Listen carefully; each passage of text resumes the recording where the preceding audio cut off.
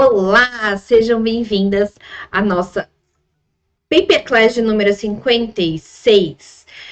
Quem é novinha por aqui, quem é novo por aqui, sejam muito bem-vindos.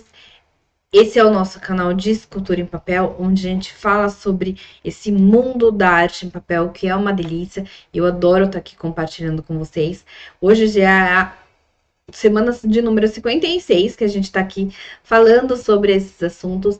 O assunto que eu trouxe para hoje é uma pergunta que sempre me fazem aqui no canal ou até lá no meu Instagram, na minha rede social, que é o @escultura.em.papel, onde um monte de gente me pergunta: Sayuri, qual que é melhor, tesoura, estilete ou plotter? E antes de começar já respondendo essa pergunta, a gente vai falar um pouquinho de como assim, né? Quais as ferramentas são melhores? Existem pessoas que adoram tesoura, já outras que preferem estilete e outras que são fanáticas pelas plotters. E não tiro razão delas, obviamente, porque eu também tenho a minha quedinha por elas. Mas, para te explicar um pouquinho mais sobre essas ferramentas e o que eu acho sobre qual é a melhor, eu vou te contar uma historinha. Lá em 2013, quando eu comecei na papelaria personalizada, eu usava muito a tesoura e a plotter, porque eram as ferramentas que estavam ao meu alcance. Eu investi numa plotter na época, porque com a papelaria para festas, aquilo exigia muito trabalho repetitivo. Então, eu tinha muita quantidade para ser feita os cortes, né, para serem cortadas. Tinha também a questão do prazo, que eu também precisaria cumprir os meus prazos para poder entregar ali as minhas encomendas no tempo certo. E eu era uma pessoa só. Então, para atender os prazos e para a saúde das minhas mãos, para não ganhar uma tendinite de brinde, eu optei por usar a plotter porque era a opção mais viável para mim, era a opção mais certa para mim. Tá certo, Sayuri, mas a plotter, a plotter é básico, né? Porque a plotter ela faz tudo pra gente, ela corta, principalmente, o corte dela é um corte impecável. Além da economia de tempo também, que a gente nem precisa falar do quanto você vai economizar dependendo do corte que ela faça esse serviço para você. A economia de tempo, eu vou colocar um parênteses para a gente poder conversar sobre isso,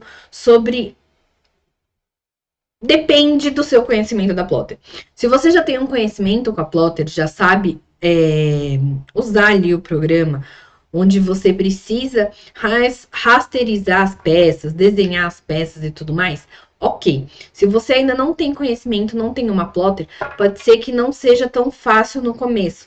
É legal você saber ali o processo da montagem, o processo da escultura em papel, para você poder encaixar isso no seu processo, tá bom? Então, quando você optar por usar a plotter para escultura em papel, é possível sim, super dar certo na fase dos cortes, mas você vai precisar adaptar esse processo da criação da escultura em papel, que é justamente a parte onde você tem ali as peças separadas, para você passar essas peças para o seu programa e depois a plotter poder cortar certinho as suas peças.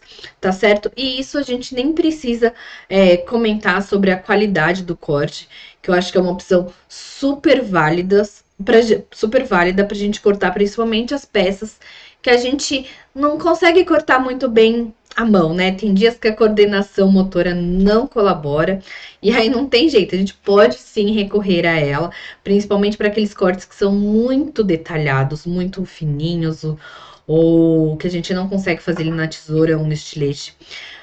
Formas redondas, as formas redondas também são o caos para a gente conseguir cortar certinho. A coordenação motora tem que estar afiada, tem que estar de bem com a vida aquele dia, e nem sempre a gente sabe que é assim.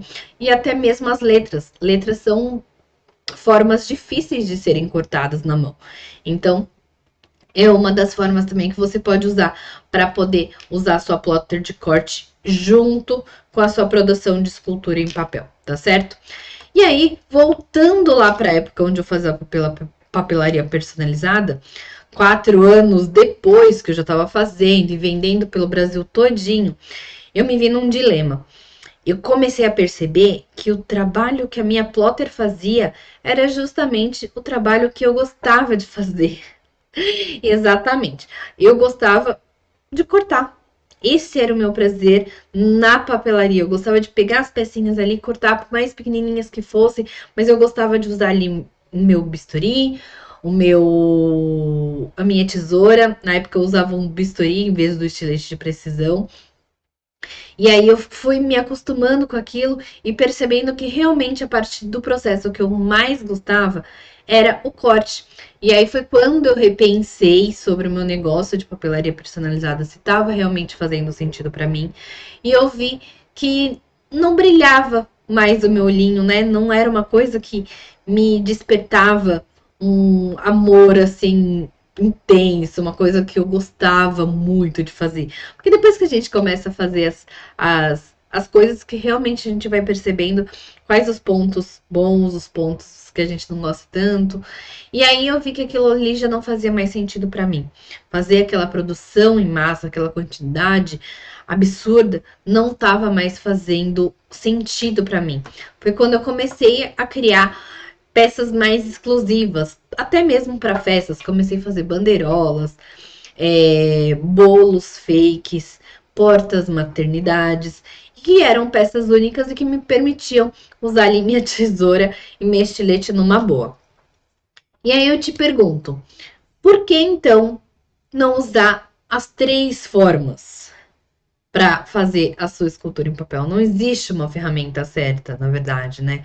E aqui eu acrescento até mais uma ferramenta, a 4ª ferramenta, que são os furadores. São ótimos alinhados também, tem uma variedade de furadores no mercado que a gente pode usar para nos ajudar. E isso não é feio, não é porque você usa um furador que seu trabalho não vai sair bonito, que você usa uma plotter de corte que não vai ser um trabalho considerado feito à mão, nada disso. Você tem que usar as ferramentas que vão te ajudar na sua produção, as ferramentas que estão ali para te auxiliar a fazer pequenos detalhes ou grandes quantidades.